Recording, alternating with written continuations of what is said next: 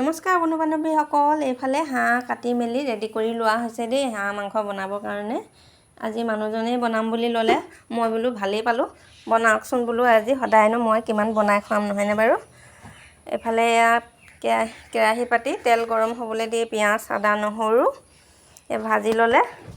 আৰু মা মছলা বৰ বেছি ব্যৱহাৰ কৰা হোৱা নাই আচলতে, ডালচেনি লং জিৰা গুড়ি আৰু মিট মছলা ইমানে ব্যৱহাৰ কৰা হৈছে।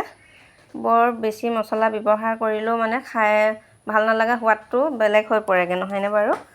আদা নহৰু দিলেই হয়।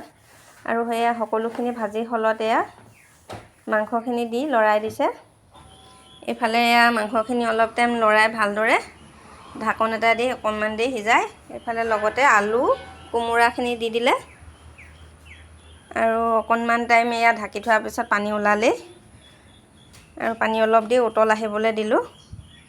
তাৰপিছত এয়া মাংস ৰেডি হৈ গ'ল। ভিতৰলৈ মই কাঢ়ি লৈ আহিলোঁ বাচন এটাতে। তাৰপিছত এইফালে পাপৰ ভাজি ল'লোঁ, এইফালে দালি বাঢ়িছোঁৱে আৰু ভাত দিবৰ কাৰণে। লগতে এইফালে বাদামৰ চাটনি বনাইছোঁ, পদিনা আৰু বাদাম। লগতে এইফালে নেমু কাটি লৈছোঁ। এয়া এইফালে দালি ভাত চব মানে মুখৰ আগলৈ আনি লৈছোঁ। এতিয়া মানে সকলোকে দি মেলি আজৰি কৰি লওঁ আৰু।